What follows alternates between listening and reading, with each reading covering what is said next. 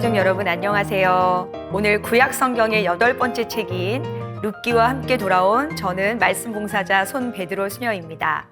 룻기는요, 구약 성경 중에서 여인을 책의 제목으로 쓰는 아주 독특한 성경입니다.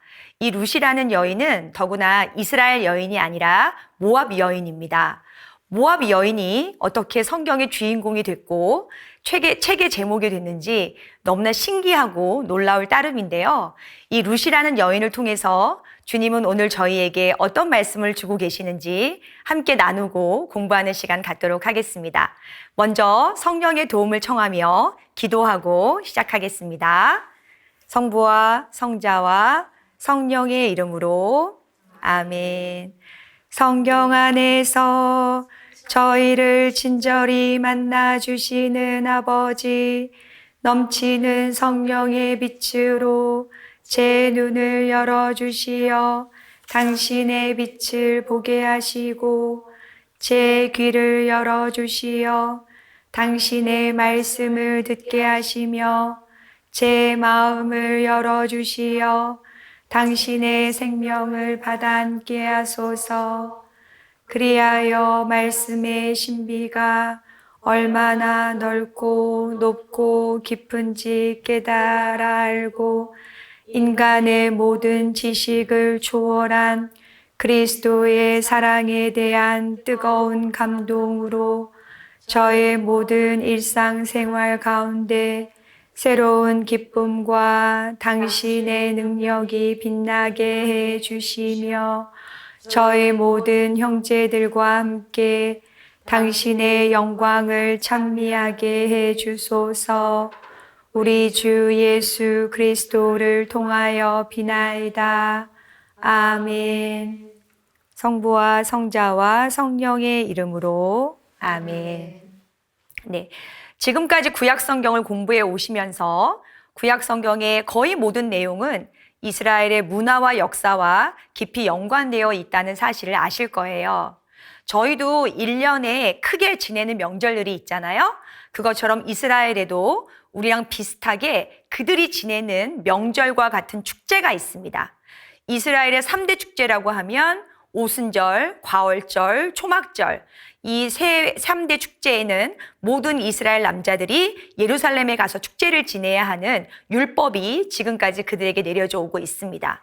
거기에 성전 파괴일과 푸림절을 합쳐서 그들은 이것을 5대 축제라고 부르고요. 그 축제마다 고유하게 읽는 성경이 있는데 그 오순절, 특별히 그들이 부르는 그 맥추절에 그들이 읽는 성경이 바로 오늘 저희가 공부하게 되는 룻기라고 말씀드릴 수 있습니다. 원래 이 룻기와 관련된 밀과 보리의 수확철을 기념해서 맥추절이라고 했었는데 저희가 다 아시다시피 성전을 잃고 땅을 잃고 나서 그들은 이제 성전 대신에 하느님께 받은 율법을 기념하는 날, 그 율법에 감사드리는 날로 오순절을 지내고 있습니다. 바로 이 오순절에 저희는 무엇을 지내냐면 성령 강림 대축일을 지냅니다. 그래서 신약과 구약은 축제가 겹치는 날이 굉장히 많아요. 그런데 그 구약의 축제들이 신약에 와서 조금 더 완성되고 있다는 사실을 아시게 될 겁니다. 룻기는 그래서 모든 이스라엘 사람들이 흔하게 알고 있고 깊게 알고 있는 내용 중에 하나인데요. 내용을 다 읽어보시면 알겠지만 4장밖에 안 되는 굉장히 짧은 내용이에요. 그리고 내용 자체도 어렵지가 않습니다. 마치 성경에는 이렇게 아름답고 따뜻한 이야기만 나와야 될 것 같은 그런 성경의 말씀들이죠. 그리고 부러움의 대상이기도 합니다.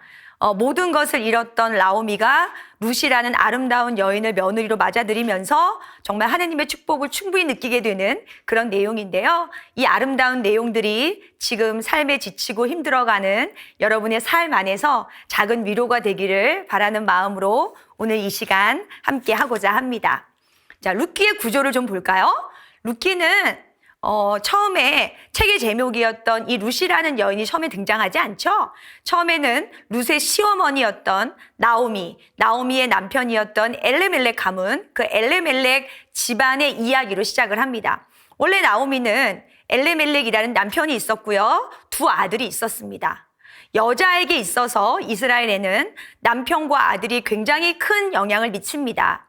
당시의 여자는 혼자서 주도적으로 사회생활을 할 수 없었고 법적인 증언을 할 수 없게 되어 있었습니다.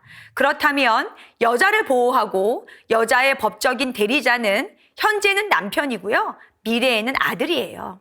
그렇다면 이 나옴이라는 여인은 현재를 보증해주는 든든한 남편과 미래를 약속한 정말 든든한 두 아들을 가지고 있어서 사실은 나오미에게 부족할 것이 없는 상황이었습니다. 그런데 문제는 뭐냐면 베들레헴이라는 곳에 기근이 들었죠. 먹고 살 길이 너무나 막막한 그들이 이제 그 베들레헴을 떠나서 모압 땅으로 가고 그 모압 땅에서 나오미는 남편과 두 아들을 잃게 됩니다. 그래서 모압 땅에서 결혼시킨 두 명의 며느리와 함께 살다가 이제 고향으로 돌아가기로 마음먹고 두 며느리를 각자의 고향으로 돌려보내려고 하죠.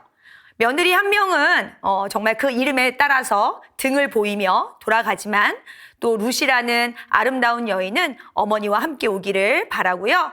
두 여인이 과부로서 가난한 여인으로서 베들레헴 땅에 들어와서 힘든 하루하루를 살아가다가 구원자 보아즈를 만나서 이제 다윗의 조상인 오벳을 낳고 이 룻은 예수님의 족보에까지 오르는 위대한 삶으로 마감을 하게 됩니다. 자, 그러면 이 이야기를 이끌어가는 시대적인 배경을 좀 보겠습니다. 1장 1절에 뭐라고 얘기하냐면 판관들이 다스리시던 시대에 나라에 기근이 든 일이 있었다라고 얘기합니다. 나라에 기근이 들었다라는 뜻은 배경 자체가 농경사회를 전제로 하고 있는 거죠.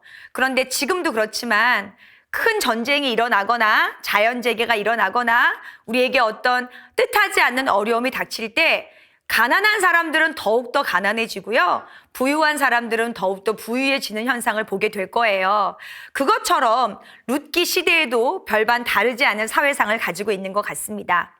가난했던 엘리멜렉 가문은 더 이상 먹고 살 수 있는 길이 없었죠. 그리고 2장 3절에 보면 가난한 이들이 할 수 있는 유일한 길은 수확꾼들의 뒤를 따르며 이삭을 줍는 것이었습니다. 그런데 이 이삭을 줍는다는 것이 전적으로 밭주인의 동정심에 달려 있다는 것을 우리는 어렵지 않게 짐작할 수 있죠. 밭주인이 이기적인 마음으로 전부 다 수확을 해버리면 가난한 사람들이 이삭을 주울 수 있는 기회가 없습니다. 보호받아야 할 가난하고 어린 사람들을 그저 부자들의 호의에 맡겨버리고 그 부자들의 이기심으로 인해서 가난한 이들은 훨씬 더 가난해질 수밖에 없는 그 현상. 그래서 사실은 레위기에서 어떤 법을 이야기했죠? 레위기에서 가난한 사람들과 외국인들을 위해서 추수의 일부를 남겨두라라고 법에까지 나와 있었어요. 그런데 그 법은 사실 유명무실해졌고 나눔과 형제애가 사라진 시대를 예나 지금이나 살아가고 있습니다. 이런 이야기를 들을 때마다 사실 떠오르는 성경 구절은 루카복음 16장에 부자와 나자로 이야기가 사실 떠올라요. 부자와 나자로 이야기를 많이 들으셔서 아실 건데요. 부자 집 앞에 가난하고 종기투석인 나자로가 거기 늘 앉아 있었잖아요. 나자로가 바라는 것은 오직 하나였어요. 부자의 식탁에서 떨어지는 빵 부스러기만으로도 배를 채우기를 간절히 바랬단 말이에요. 부자는 분명히 나자로가 문 앞에 있다는 사실을 알고 있었지만 외면했죠. 둘 다 죽어서 이제 상태는 역전이 됩니다. 나자로는 하느님 나라에서 복을 누리고 있고요. 부자는 고통의 땅에서 정말 물 한 방울 먹지 못하고 고통을 겪고 있습니다. 자, 부자가 고통 가운데 아브라함에게 청하죠.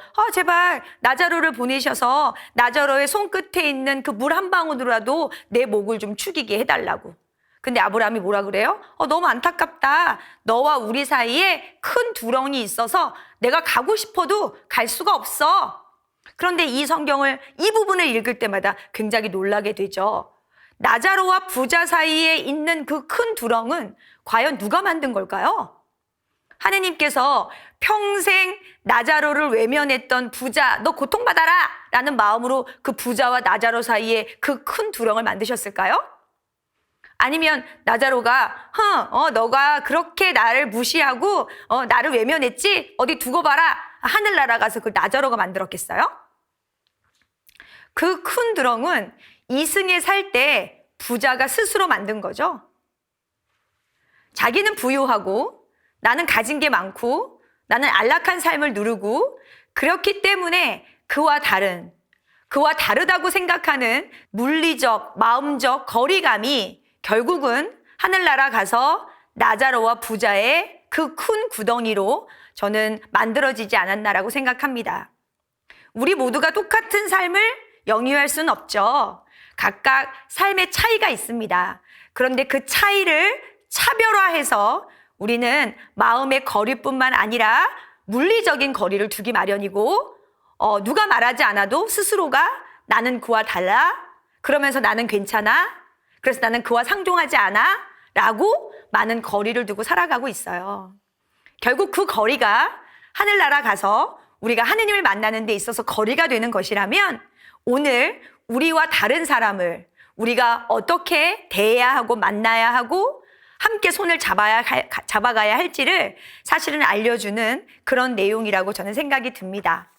그래서 당시에 이런 가난하고 불쌍한 사람들을 위해 두 가지 풍습을 전해 내려주고 있는데 하나는 속량의 율법이라고 하는 고엘이고요. 또 하나는 수원법이죠. 당시에 가난한 사람들을 돌보지 않았기 때문에 법령으로 만들어진 풍습이라고 볼 수 있습니다. 레위기에서 한번 보고 지나갔는데요. 레위기에서 이 속량의 율법을 이렇게 얘기합니다. 땅을 아주 팔지는 못한다. 땅은 나의 것이다. 하느님의 것이죠. 너희는 내 곁에 머무르는 이방인이고 거류민일 따름이다. 너희가 소유한 땅에서는 어디서나 땅을 되사는 권리가 보장되어야 한다. 너희 형제가 가난해져 자기 소유주를 팔 경우 그에게 가장 가까운 구원자가 나서서 그 판 것을 되사야 한다. 되사서 어떡하죠? 원래 땅 임자에게 돌려줘야 하는 것이죠. 그 다음에 수원법이죠. 형제들이 함께 살다가 그 가운데 하나가 아들 없이 죽었을 경우에 죽은 그 사람의 아내는 다른 집안 남자의 아내가 될 수 없다. 남편의 형제가 가서 그 여자를 아내로 맞아들여 시숙의 의미를 수행해야 한다.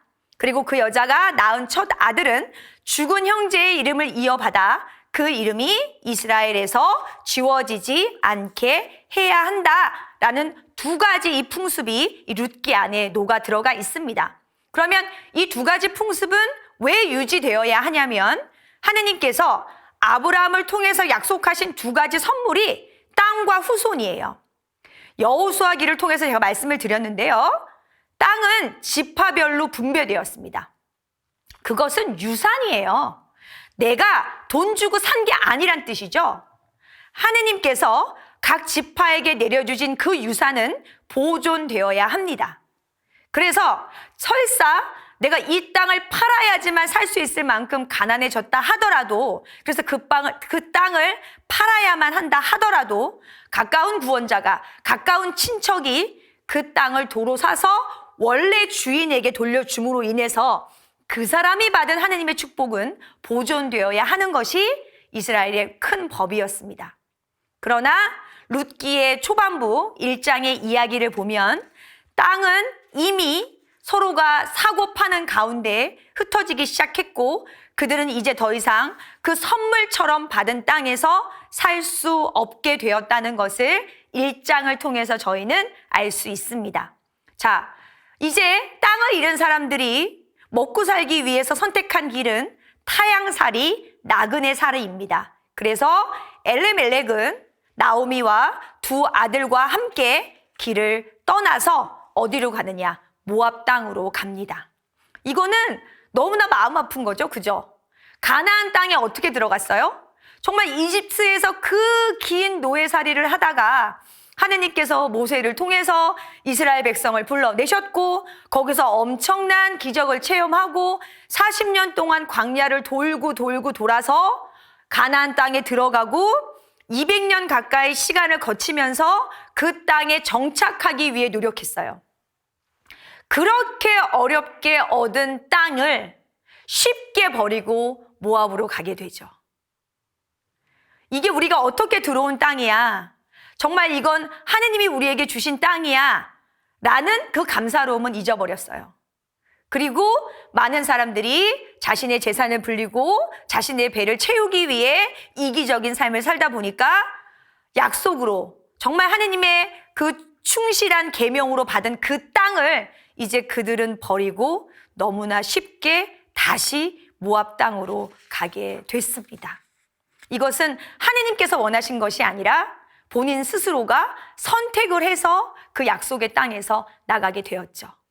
그리고 나서 그들이 얻은 결과는 뭐죠? 모든 것을 잃었어요. 나오미 입장에서. 아까 제가 초반에 말씀드렸잖아요. 여자 혼자 법적인 어떤 권한을 가지고 평범한 사회인으로 살 수 없는 게 이 사회예요. 그런데 현재 나를 보호해주는 보호자, 남편 죽었죠. 그리고 정말 나의 미래를 보장해줄 두 아들이 죽었습니다. 사회적으로도 지위를 잃었고요.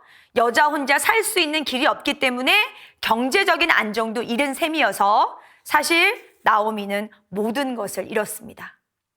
하느님께서 원하지 않는 땅, 정말 하느님께서 원하시는 그 땅을 버리고 그 원하지 않는 땅으로 갔을 때 정말 가난하고 불쌍했던 여인이, 가난하고 아무것도 가지지 못했던 가족들이 얻을 수 있는 건 없었고요. 그 모든 것을 잃었습니다. 조금 다른 이야기지만 요즘에 우리 사회를 보면 정말 가난을 이기기 위해서 또 먹고 살기 위해서 우리나라의 취업을 통해서 결혼을 통해서 들어오는 많은 외국인 여성들이 있잖아요. 정말 되게 열심히 살아서 제가 필리핀에 있을 때도 그쪽에 정말 안정된 삶을 살아가는 많은 분들 중에 우리나라에서 몇 년 열심히 일해서 필리핀 가가지고 집도 사고 차도 사고 또 가게도 열고 되게 행복하게 사시는 분들도 있고요. 또 국제 결혼을 통해서 우리나라에서 안정적인 삶을 사시는 분들도 되게 많아요. 그런데 일부 우리나라에 온 정말 국제 결혼을 통해 온 그런 젊은 여성들, 또 우리나라에서 뭔가 꿈을 가지고 와서 열심히 일해서 고국에 돌아가서 살기를 바랬던 일부 몇몇 많은 분들은 착취, 학대를 받으면서 고통 중에 계시는 분들이 너무나 많습니다.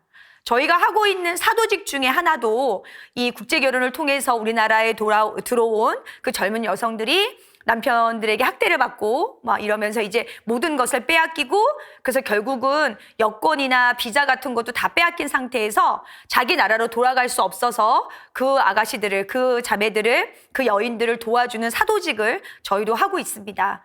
그런 걸 보면서 정말 고향을 떠나서 이방인 사회에서 그 여성들이 당해야 하는, 또 당할 수밖에 없는 또 그런 환경들, 또 그런 상황들, 이런 것들이 오늘날 2023년도 정말 드물지 않게 일어나고 있는데, 당시 2000년 전, 2000년 전도 아니죠. 벌써 이게 루키가 일어났을 때에는 몇천 년 전에, 수천 년 전에 이 이방인의 땅에서 남편과 아들이 없는 상황에서 이 여인들이 살아내야 할 그 삶의 무게들은 얼마나 컸을까라는 생각이 들고요.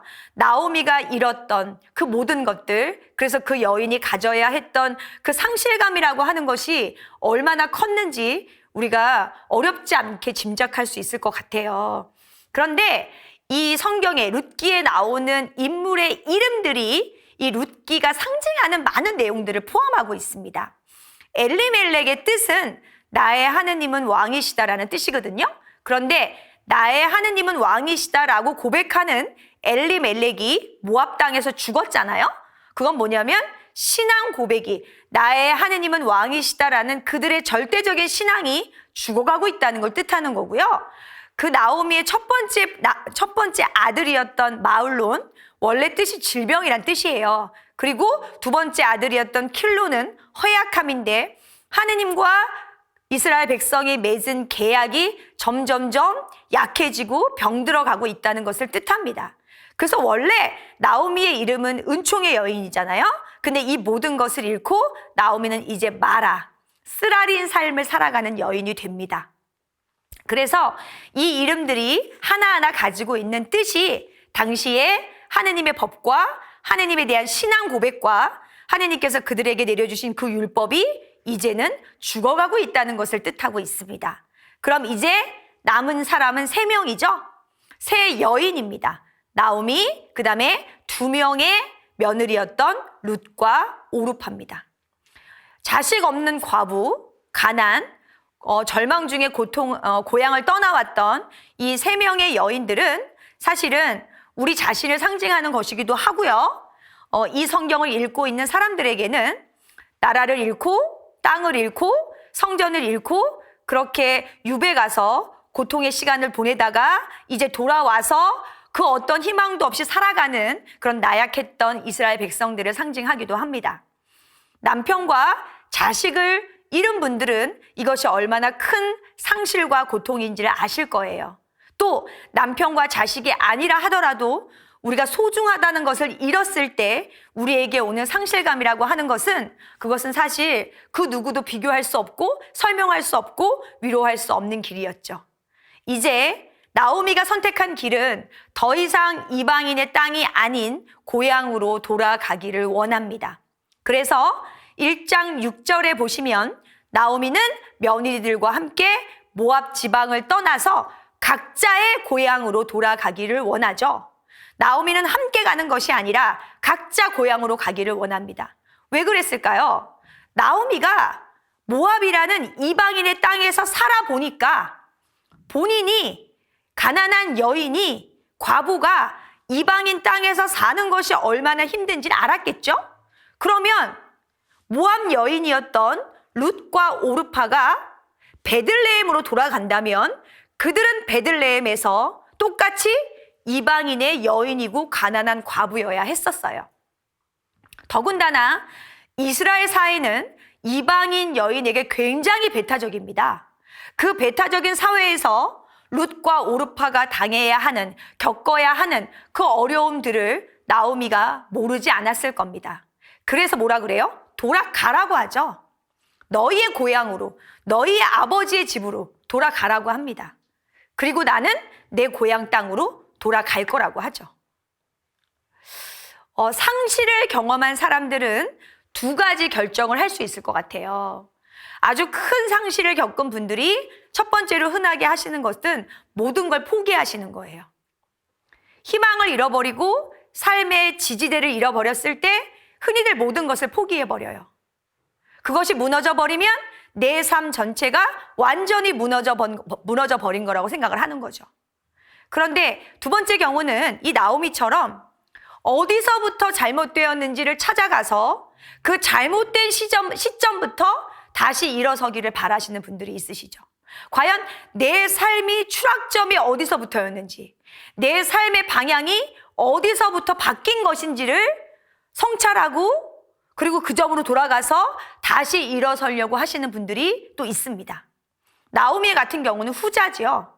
뭐가 잘못됐을까? 내가 약속의 땅에서부터 나오는 것, 내가 이방인의 땅에 살기로 결정한 그것부터 잘못되었다는 그 성찰. 결국 나오미는 고향 땅으로 돌아가기로 마음을 먹습니다. 그리고 2 며느리에게 가라라고 말하지만 룻은 가지 않기로 말하면서 어머니에게 이렇게 얘기합니다. 굉장히 아름다운 구절이어서요. 이거는 다 함께 읽고 넘어가도록 하겠습니다. 룻기 1장 16절입니다. 그러자 룻이 말하였다.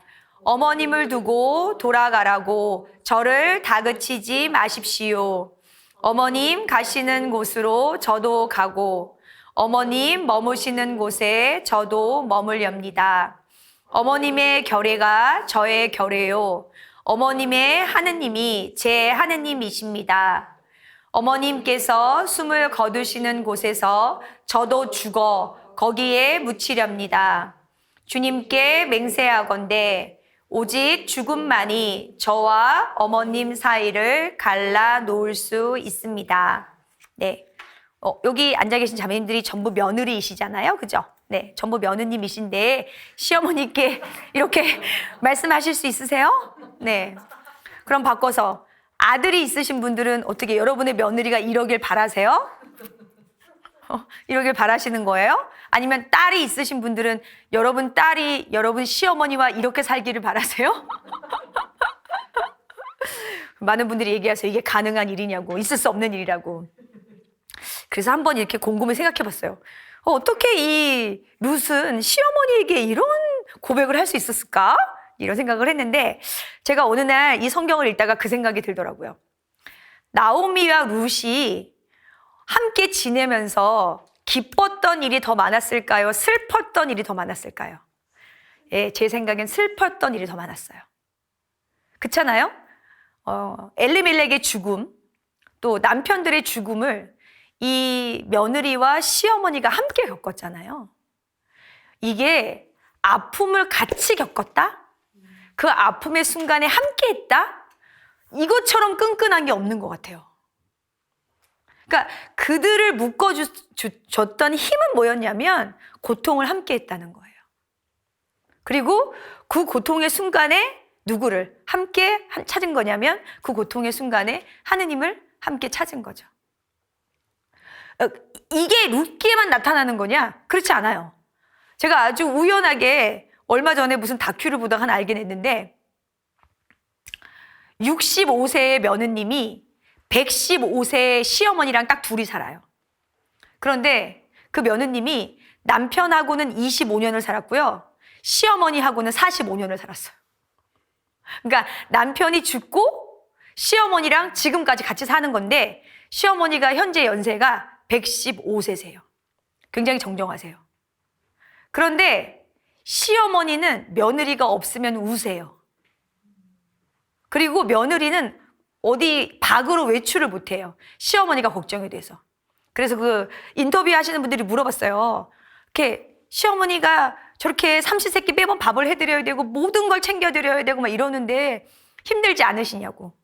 그랬더니 며느리가 뭐라 그러냐면 힘들지 않다 그러면 거짓말이죠. 힘들어요. 저도 나이 먹어서 다리 아프고 허리 아프고 힘들어요. 그런데 제가 남편 떠나보내고 진짜 큰 의지가 됐어요. 어머니가 저한테 해줄 수 있는 거 아무것도 없었어요. 근데 옆에 계신 것만도 되게 큰 의지가 됐어요. 그래서 제가 어머니 연세 드시는 거 보고 어머니한테 내가 힘이 돼주고 의지가 돼줘야 되겠다고 생각했어요.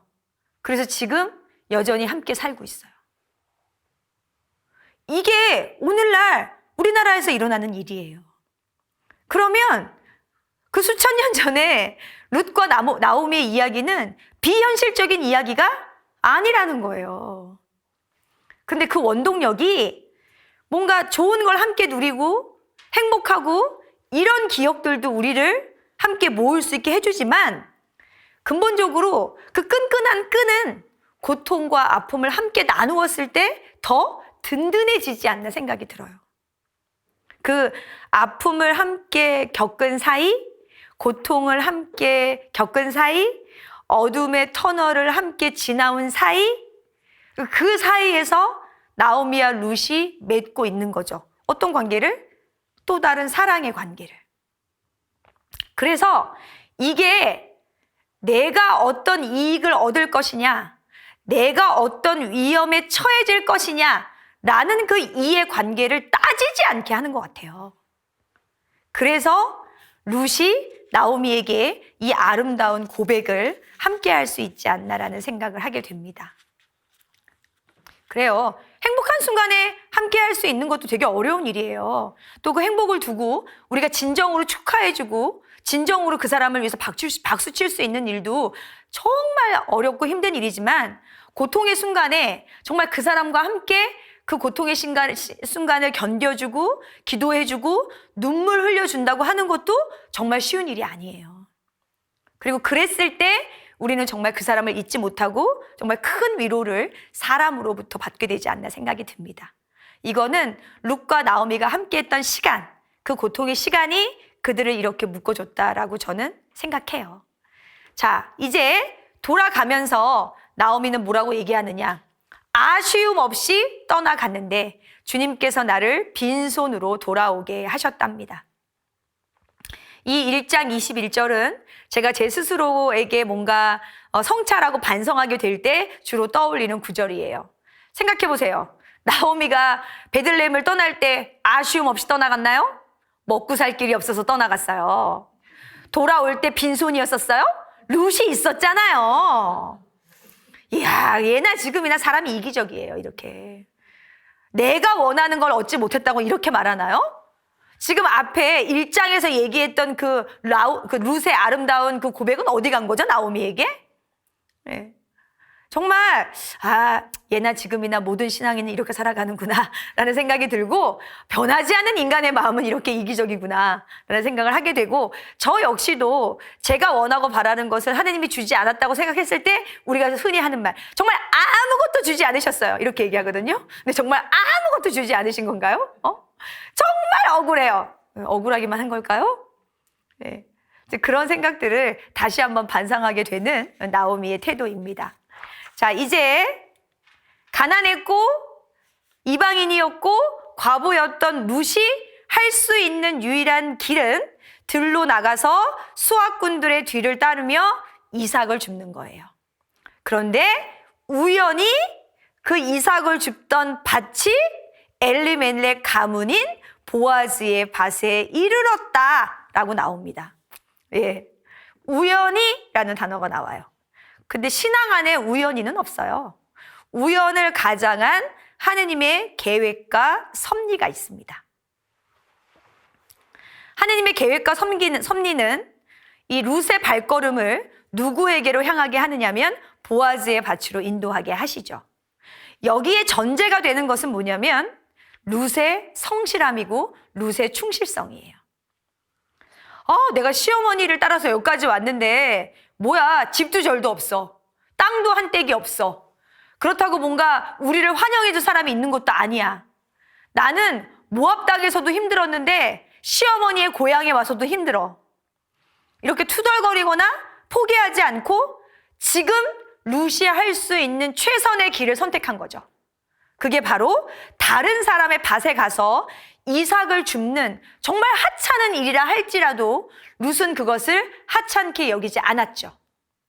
그 충실함이, 그 열심함이, 그 성실함이 하느님은 발걸음을 보아즈의 밭으로 인도하게 하셨습니다. 그리고 보아즈는 룻을 눈여겨보고 룻이 얼마나 큰 결정을 하고 베들레헴에 왔는지를 알게 됩니다. 그 다음에 그에게 빌어주는 축복이죠. 네가 행한 바를 주님께서 갚아주실 것이다. 네가 이스라엘의 하느님이신 주님의 날개 아래로 피신하려 왔으니 그분께서 너에게 충만히 보상을 주시기를 빈다 라고 축복의 말을 해주고 그 여인의 삶을 존중해 줍니다. 누차 말씀드리지만 룻은 이스라엘 여인이 아니에요.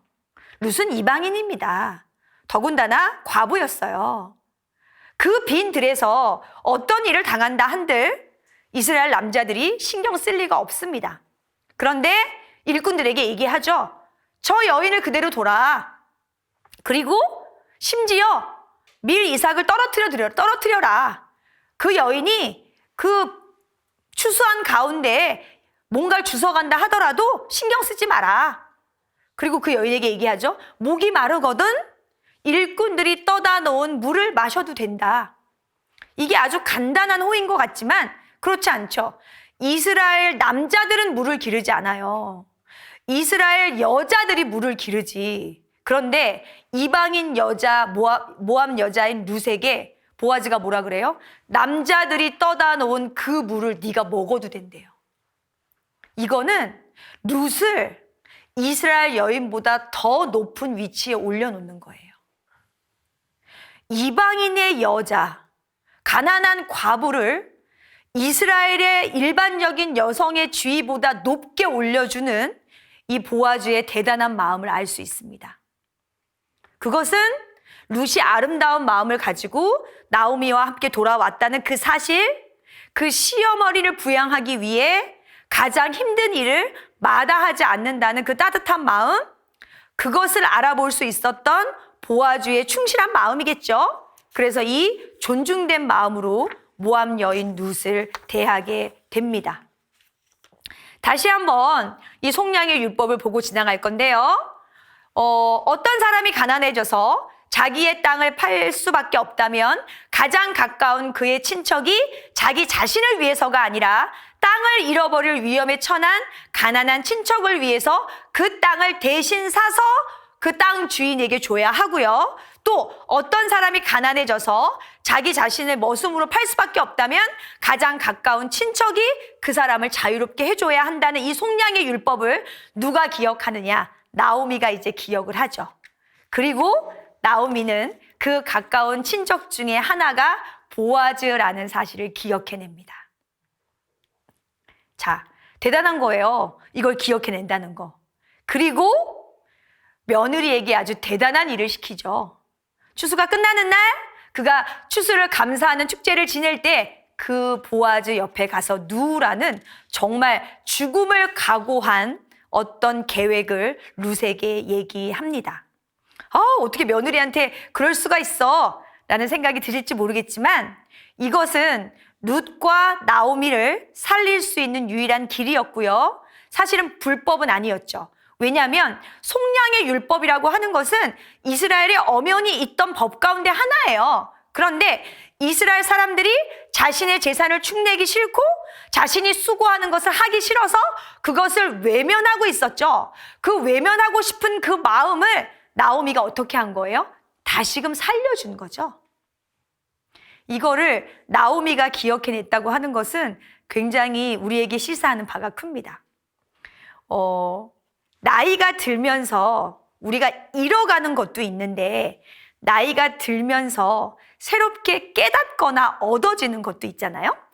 특히 나이 든 여성들, 나이 든 엄마들의 지혜는 그 어떤 학교에서도 배울 수 없는 그 놀라운 지혜를 나이 들면서 엄마가 되면서 배워가시지 않나 생각이 듭니다. 그렇잖아요? 엄마가 되는 거를 학교에서 안 가르쳐 주잖아요. 그리고 나이 들면서 내가 어떤 판단과 어떤 선택을 해야 되는지 누구도 가르쳐 주지 않아요. 그런데 내가 나이 들면서 얻어가는 많은 것들이 잃어가는 자리를 채워준다고 생각이 드는데 그것 중에 하나가 저는 이런 지혜라고 생각이 듭니다. 제가 몇 년 전에 읽었던 책 제목 중에 하나가 일본 작가가 쓴 건데 이거 있어요. 자네 늙어봤나? 나는 늙어봤네. 네, 맞아요. 젊은이들은 절대 할 수 없는 선택들, 젊은이들은 절대 이해할 수 없는 삶의 어떤 지혜들을 나이 들면서 우리는 배워가고 알아갑니다. 그거는 시간과 삶이 만들어준 거예요. 그 어떤 것으로도 살 수 없고 배울 수 없어요. 그래서 지금 이 프로그램을 함께하고 있는 많은 분들, 또 이 자리에 계신 여러분들, 그걸 되게 값지게 생각하시면 좋을 것 같고요. 그런 지혜를 가지고 계신 것에 대해서 굉장히 자랑스러워 하시면 좋겠어요. 많은 자녀들이 무시하잖아요. 엄마가 뭘 알아. 모르는 것도 있죠. 그렇지만 분명한 건 걔네보다 여러분들이 아는 게 훨씬 더 많아요. 삶을 살아가는 데 있어서는. 그리고 그 지혜를 나누는 거를 주저하지 마셨으면 좋겠어요. 내가 이런 이야기를 하는 게 쟤한테 들리겠어? 내가 이런 이야기를 하는 것이 쟤한테 무슨 소용이 있겠어? 아니에요. 그게 의미 있고 고마운 이야기고 삶에 도움이 된 이야기는 나가지 않고 가슴에 새겨집니다. 그래서 그 이야기가 필요로 할 때 사실은 다시금 살아나는 거죠. 그게 사람이 가진 말의 힘이에요.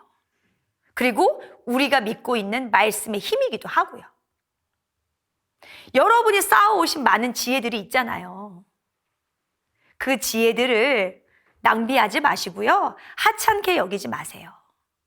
그리고 그 지혜를 젊은이들과 함께 살아가게 될 때 아마 이 사회가 조금 더 따뜻하고 현명해지고 아름다워지지 않을까라는 생각을 하게 됩니다. 그래서 나이 든 거 고마워하세요. 나이 든 거 행복하게 생각하세요. 뭐 어떡하겠어요. 네. 그리고 요새 드는 생각이 그거예요. 하느님이 나이 드는 것이 필요하지 않다면, 나이 들어서 우리가 뭔가 잃어가는 것을 하느님이 허락하지 않으신다면 아마 하느님이 우리를 창조하실 때 그렇게 창조 안 했을 것 같아요.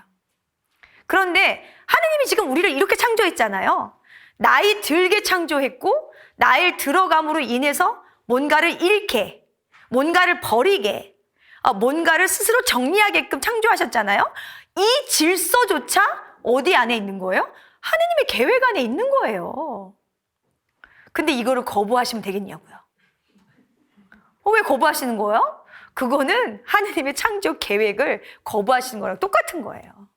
그러니 거부하시지 마셨으면 좋겠어요. 물론 저도 요새 머리 빠지고 막 주름 늘어나서 상태 안 좋아요. 어쩌겠어요. 예. 이것도 전거를. 그리고 이런 제 모습도 하느님의 창조 안에 있는 거죠. 그죠? 네. 이거를 시간 안에 같이 함께 해야 나중에 제가 하느님께 갔을 때 제 모습을 알아보실 것 같아요. 제가 이거를 건너뛰거나 이거를 무시하거나 이거를 이렇게 지워버리면 하나님이 나중에 저를 못 알아보실 것 같아요. 그래서 여러분들로 지금 이 순간, 지금의 이 나이듦을 감사하고 즐기셨으면 좋겠습니다. 그리고 거기에서 나오는 모든 지혜와 용기를 마음껏 발휘하시며 살아가시면 좋겠어요. 이 나오미의 놀라운 지혜와 용기로 인해서 보아즈는 기억합니다. 내가 엘리멜렉 가문의 가까운 구원자 중에 한 사람이라는 사실을. 그러나 법대로 사는 보아즈는 자기 말고도 엘리멜렉 가문을 구원해줄 더 가까운 친척이 있다는 사실을 알게 되고요. 그 가까운 친척에게 너의 의무를 하라고 권고하죠. 그렇지만 그 가까운 친척은 땅도 여인도 아들도 자신의 것이 되지 않기 때문에 이기적인 마음에 나는 그 구원자 역할을 할 마음이 전혀 없어요.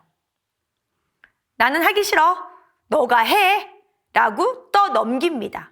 두 번째로 가까운 구원자였던 보아즈는 이제 룻과 함께 결합을 해서 오벳을 낳게 되고요. 이 오벳은 이사이를 낳고 이사이는 다윗 임금을 낳는다는 이 놀라운 하느님의 섭리가 이방인의 여인 룻에게서 일어납니다. 그리고 이 여인은 누구의 족보에 실리느냐? 바로 예수님의 족보에 실립니다. 그 사무엘기 상하권을 읽다 보면 이 다윗이 사울을 피해서 막 도망가다가 부모님을 누구한테 맡기냐면 모압 임금에게 맡겨요. 뜬금없이 왜 이걸 갑자기 이스라엘 사람도 아닌 모압 임금에게 부모님을 맡기는 거야? 이게 뭐 하는 짓이야?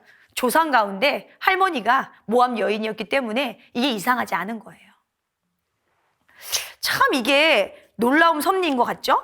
그렇게 이방인에게 배타적이었던 그 이스라엘 사람들 사이에 더군다나 그들이 지금까지도 가장 위대하다고 생각하는 다윗이라는 임금의 족보에 누가 있는 거냐? 그들이 그렇게 싫어하는 이방인의 여인이 있어요. 이방인의 여인이. 그러니까 사실 우리가 선입견을 가지고 이건 아닐 거야, 저건 아닐 거야, 이건 사실 우리 판단이라는 거죠. 하느님은 그 어떤 사람들을, 그 어떤 상황을 도구로 쓰실지 우리는 아무도 몰라요. 심지어 그렇게 싫어했던 모압 여인, 그 여인을 누구의 조상이 되게 하느냐? 다윗의 조상이 되게 하십니다. 그래서 룻기는 최선을 다하는 개인의 노력이 하느님의 섭리하심에 의해서 어떻게 꼽히게 되는지를 우리에게 보여주는 가장 대표적인 성경이고요. 또 아무리 암담하고 어려운 시련이 닥칠지라도 우리가 우리에게 주어진 삶을 충실히 살아갈 때 하느님께서는 결코 우리를 외면하지 않으신다는 그 아름다운 이야기를 우리에게 전해줍니다. 그래서 저희가 사실 신앙 안에서 이 두 가지 선택을 하게 되잖아요. 그렇기 때문에 나는 하느님을 믿느냐? 그럼에도 불구하고 하느님을 믿느냐? 그렇기 때문에는 뭐예요? 하느님이 내가 원하시는 것을 주시기 때문에, 내가 행복하기 때문에, 내가 기쁘기 때문에, 내가 하느님을 믿을만 하기 때문에 하느님을 믿는 그런 신앙을 사느냐? 그럼에도 불구하고 내가 오늘 나에게 시련이 닥친다 하더라도, 내가 오늘 뭔가 고통 중에 어둠의 길을 걷는다 하더라도, 내가 누군가로부터 외면당하고 무시당하고 고통당한다 하더라도 내가 하느님의 길을 가느냐라는 그 이야기를 오늘 우리에게 묻습니다. 이거는 창세기의 내용을 통해서도 또 신앙의 선조들을 통해서도 많은 선조들이 어떤 선택을 하는지 우리에게 보여주는데, 사실은 그럼에도 불구하고의 길을 산 사람은 누구겠어요? 저는 대표적으로 누구라고 생각하냐면 요셉이라고 생각합니다. 그렇기 때문에 대표적인 인물은 누구예요? 제가 볼 땐 야곱이에요. 야곱이 바치는 많은 기도 중에는 조건이 붙어요. 제가 아버지의 집으로 무사히 돌아오게 해주신다면, 제가 무사히 뭐를 하게 해주신다면, 조건부 기도예요. 그러나 요셉은 그럼에도 불구하고의 삶을 산 사람입니다. 어떤 사람의 신앙이 주님의 눈에 보기에 좋을까요? 어떤 사람에게 주님은 먼저 손을 내미실까요? 여러분의 신앙이 그렇기 때문에가 아니라 그럼에도 불구하고 신앙이기를 바라겠습니다. 그래서 룻기를 정리하는 구약 성경을 하나 뽑자면 저는 하박국서 3장 17절에서 18절의 말씀이라고 생각해요. 무화과 나무는 꽃을 피우지 못하고 포도나무에는 열매가 없을지라도 올리브 나무에는 딸 것이 없고 밭은 먹을 것을 내지 못할지라도 우리에서는 양떼가 없어지고 외양간에는 소떼가 없을지라도 나는 주님 안에서 즐거워하고 내 구원의 하느님 안에서 기뻐하리라. 그쵸? 받았기 때문에, 꽃 피웠기 때문에, 내가 얻었기 때문에, 누릴 수 있기 때문에 믿는 하느님이 아니라, 그럼에도 불구하고 이 모든 가운데 하느님의 역사하심이, 하느님의 섭리가 함께 있다는 믿음으로 오늘을 살아가는 저희가 되셨으면 좋겠습니다. 제가 하박국 예언서를 그닥 그렇게 열심히 읽진 않았는데 사실은 요 부분 때문에, 요 아름다운 구절 때문에 더 이 성경에 이렇게 좀 뭐라 그럴까요? 애정이 가는 것 같고요. 구약 성경은 읽으면 읽을수록 서로가 서로를 보완한다는 생각이 들어요. 이 룻기만 하더라도 이 룻기 내용 안에 레위기가 들어가 있고 탈출기의 내용도 함께 포함되어 있고 또 창세기의 선조들의 삶도 볼 수 있고 예언서의 말씀에서 이 룻기를 이렇게 추격해서 볼 수가 있잖아요. 그래서 결국은 성경은 하나의 메시지를 가지고 있다는 생각을 다시 한번 하게 됩니다. 여러분들이 어느 한 파트를 읽으실 때 그 파트는 이해가 안 가실 수 있으세요.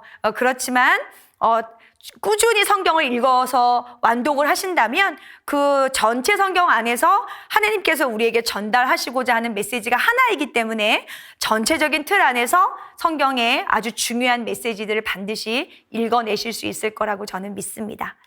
예, 그러면 저희는 이제 마침 기도하고요.